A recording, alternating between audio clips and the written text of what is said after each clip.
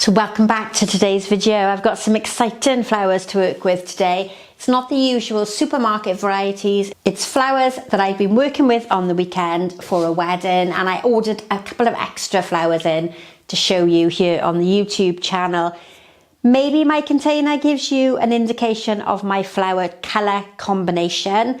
I've got blue Delphinium, I've got some blue Eryngium, then I've got some white Chrysanthemum blooms which are really quite large. And if you've watched this video here that was for Easter, you'll know that I was concerned about the size of the Chrysanthemum blooms alongside all of my dainty branches from the garden. So instead I'm going to use them today in a bigger design, and I'm also going to introduce some yellow, and the main reason for the yellow is because I've got several snapped yellow carnations, and I'm thinking that I'm going to work them towards the base of my arrangement to create a bit of a grouping at the bottom. Today's mechanics are floral foam, and I try to do arrangements using both foam and wire netting and any other sustainable methods that I think are beneficial for you. But for today I'm going to be using some foam. I felt the best way of using foam in this arrangement was to cut a large block into 2/3 and then add a smaller piece of foam into the bottom. Now what you have to be careful of with this is that if you're adding water to the bottom, it needs to be deep enough so that it touches this block of foam. If we're just keeping this piece of foam wet at the bottom, then this is going to dry out really quickly. So it's a method that's maybe a bit controversial. You could, if you wanted to, put a plastic dish in there and then place your foam on top. But I'm going to do this method because I'm going to remember to water it and keep the level high. And I would also water it from the top so this section of the foam remains hydrated at all times. So remember, if you've got 2 layers of foam, to always make sure the water level is reaching the higher block of foam. It's not going to siphon out from one block to the other. So that's my foam. And what I'm going to also do is just cut this smaller piece of foam into slithers and insert it down the side. It just stops that foam moving around. You could put tape over the top if you wanted to, but I always think that's really secure. And I've got to remember while I'm working on the design that there are 2 seams, one on either side, and they hopefully will stay at the side of the arrangement. It's going to look really ugly if it's right at the front. So I've positioned my foam so that I'm working with it in the right position. Let's get started. Now I'm thinking to create some height at the back. I'm going to put the Delphinium in first. I was going to put the Salix or the Pussy Willow in first, but because that's really tall, I'm thinking if I gauge the height with my Delphiniums first, I'll know how tall to cut my Salix because they are really long.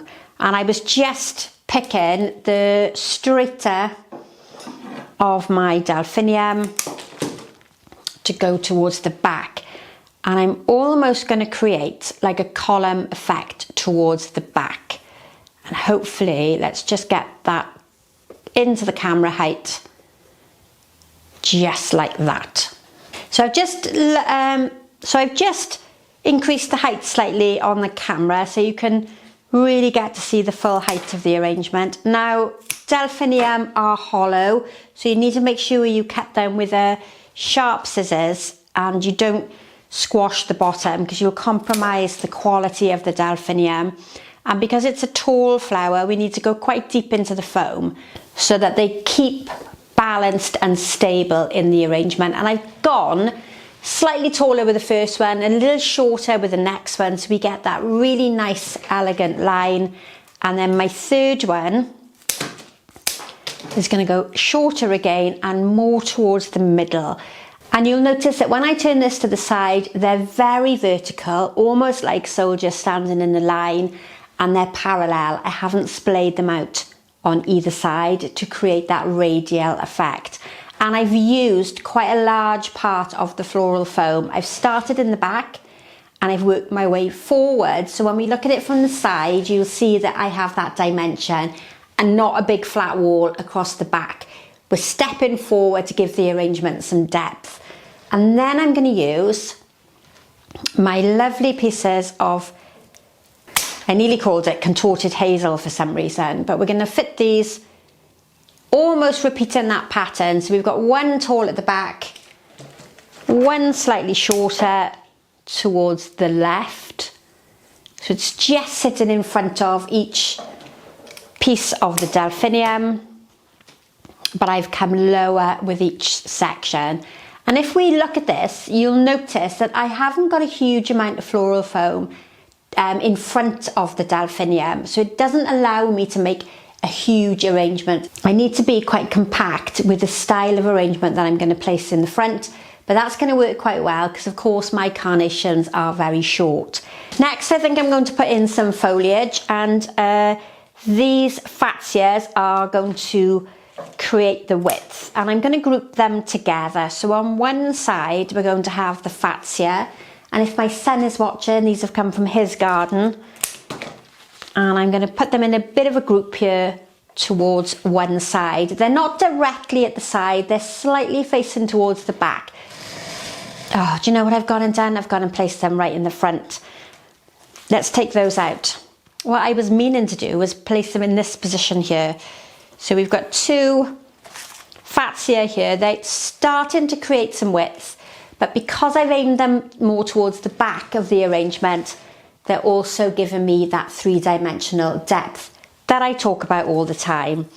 And then I'm going to use the shorter, more stubbier, denser piece of greenery on the opposite side so that the width is repeated, but the texture of the material is completely different. So that's going to come over here, and then I'm probably going to have to slightly adjust it just to get it in the right position, and I'm going to put a smaller piece in just behind. So the pointed, more line material is going to go slightly towards the back. But you can see I've almost created, if you think about the outline, it's almost like a triangle. We're coming down to the sides and then back up towards the top. If I had a line that I could draw, the outline is very much like a balanced triangle, but my placement of flowers within it doesn't copy that triangular outline. So little Narcissi, these are just amazing. A soft stem flower, again, cut this straight if it's going into foam. If you cut it at an angle, which is generally what everybody is taught, cut everything at an angle. The problem you're going to have is that you weaken the integrity of the stem at the bottom and you won't get it into the foam. If you're a bit nervous about pushing the Narcissi into the foam, use the stem end, poke a hole in your foam first, and then you won't damage your stem while you're pushing it into the foam. And I'm just going to do a little cluster of them to one side and maybe angle them out a little bit. Let's see how that's going to work. So I don't want to create too much of a triangle, but I also don't want it too regimented like a parallel arrangement. I want a sort of variation between the two. So I've angled out slightly. You can see all the heads there really clearly. Now I've got to think of something for this side. It doesn't need to be as tall, but we need to almost balance off the shape. And I think what I'm going to do on that side is use the chrysanthemum. Now this one, I've got a few of these where the heads have snapped. So again, when I was conditioning them, a couple of the heads broke while I was taking them out of the packaging. This one is a little baby chrysanthemum or a Santini chrysanthemum, but that one is going to work nicely slightly lower down on the opposite side. So I'm not repeating the size perfectly. We're not doing that matching triangular sort of effect. That's on the opposite side, so it's filling in a gap but not matching this side. And then the top bit, which had snapped off here during the conditioning, can come a little bit lower down. That's going to fit nicely in this gap at the bottom. So for those of you who like the triangular outline but want to create something in a different style, this is something that maybe you can work at trying to achieve. So it's not matching on either side, but it still has quite a formal outline shape. So when I conditioned these chrysanthemums, there were a couple that were slightly damaged, but I kept them because I knew they were going to work quite nicely grouped together on one side of the arrangement. So, you know, don't think about throwing something out because it's broken. Think about how you can reuse it in an arrangement to get the best value for money. Before I go any further, I want to incorporate my chrysanthemum blooms before I fill in too much space there at the front. And I'm thinking, because they're quite a large flower, I'm going to see if I can get one right up here towards the top. So I can get it behind that last shorter Delphinium, and I'm going to slightly lower this one just so it's not hiding that chrysanthemum quite so much. And then with the second one, remove the lower greenery because that's looking a bit untidy, and then I'm going to fit another one in that gap there. So we've got an obvious gap here, and that's going to be where my chrysanthemum is. And if you're a bit nervous about cutting it, cut it too long first of all. You can always cut it shorter, or measure your flower against the foam, snip it a little higher, and then hopefully we've got a chrysanthemum that's just the right size to get into the foam. And then we can work that in the right position, and I'm going to slightly angle this one forward so that we're starting to create a little bit of depth. And then I've created what we call a focal line, so the eye is bouncing back from one side to the other, and then my final large chrysanthemum can come more down towards the front. Now this would be a brilliant one to do for church flowers because it's quite large, but it doesn't have a huge amount of quantity of flowers in it. We've just got some odd stems that are left over. Remember to look at it from the side so you have that profile, and then I'll add some greenery in at the bottom to strengthen my overall shape. Now I had a piece of eucalyptus that was going to come up towards the back, but I'm thinking that maybe it's going to be completely lost behind the Delphinium, so I'm not going to worry about putting it at the back. Instead, I'll cut it short and bring it here towards the front, and just by the side of that big chrysanth. It's helping again to reinforce the outline, and it's a lovely bluish grey that connects really nicely with my container.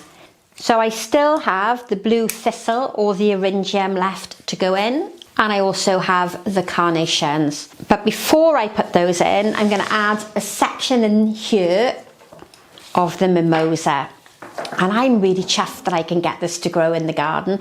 And this is all to do with one of the viewers that's recommended to me. I've probably told you this in videos before, from a lady called Sandra. She bought a plant exactly like this from Marks and Spencer's and put it in the garden. I didn't believe her when she said she had mimosa growing in the garden. So I went and bought a plant, and now I've got a lovely shrub in the garden, which is probably maybe 20 foot tall. Is that an exaggeration? I don't think so. 15, 20 foot tall. And one more piece, I think, underneath the chrysanthemum bloom, and then I think I'm quite happy with the outline shape. So you probably can see there's a triangular forming, but it's arranged in a more modern style, a bit more of a dynamic flower placement. So my thoughts are, in this area here are going to be my 3 carnations. If you're buying carnations and the heads haven't fully opened, you can always do this little sort of florist trick. Use your finger and thumb just to open up the top. If the calyx is really tight underneath, peel back this section here just to get a little bit of movement with the head, and then you can sort of fluff it open. And what I'm going to do is a group of them in this section here. This wasn't what I originally had planned in my head. I was thinking initially that I was going to put them quite close to the foam, but I think it's going to work really nicely here in amongst my softer greenery. So that gives me a little cluster of 3 carnations. This echoes the shape and the size on the opposite side, but gives me a variation in textures. And then what I'm going to do is finish off with the Eryngium or the Thistle. Now a blue colour is recessive. This is almost going to disappear on the camera, and this is a colour that you really need to avoid if you're doing church flowers, because from the back of the church you're not going to see it at all. The yellows and the whites are what we call luminous colours. They're really going to lift and be visible from quite a distance away. But the blue is going to be completely lost, and you're going to look like you've got lots of holes in your floral design, and from a distance it's going to look a bit strange. So let's continue. I'm going to bring one out here to the side, and what I'm going to do is I'm going to echo this group onto the opposite side. So it's going to bring the blue right the way through the middle to the other side. It's going to come down the middle, and we're going to see it on both sides of the arrangement as well. So there is repetition in the colour and the shape on each side, and I'm creating almost like a symmetrical shape, but the style and the placement of the flowers isn't symmetrical. Hopefully that made sense. 2 remaining thistles to go, and then I think I've used up all of my flowers. Now I wasn't planning on making this arrangement for Easter, but I do have a really pretty Easter sign that I can sit just to the side. And what I might do is find some Easter accessories and make a little display to photograph. So remember to stay to the end so you can see the finished design with a few Easter decorations. Now all that's left to do for this arrangement is to fill in the back of the floral foam. I'm also going to bring up a little bit of greenery on this side here, because I think it looks a little almost transparent, as if you can see through the design. So that's going to come up on the side there. And then I'm going to do the same with a piece of mimosa up at the back on the opposite side. I happen to have this really nice piece. That's going to work really nicely just behind those narcissi. And with the small pieces of the mimosa that I've got left, I'm going to tuck these in at the back. So remember that you need to keep that foam hydrated. It's the same with all different types of arrangements, and it doesn't hurt just to leave a small section there in the back where you have easy access to hydrating the foam. You can pour your jug of water in there really easily. Now I know from experience that that Eryngium that is sitting quite close to the foam is going to give the illusion on the camera that there's a great big hole in the foam. So what I'm going to do is I'm going to photograph it as it is for you to see, and then I'm going to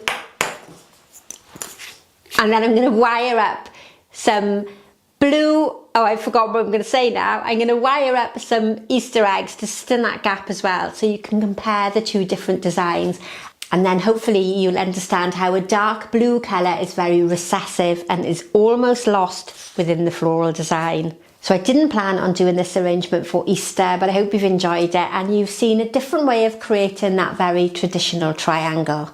Now I'm hoping you're already subscribed to the channel, because it's really important to me to help the channel grow.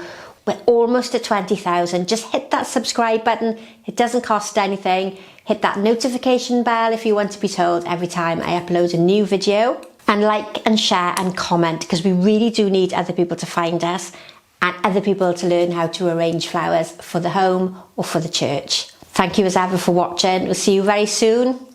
Bye for now.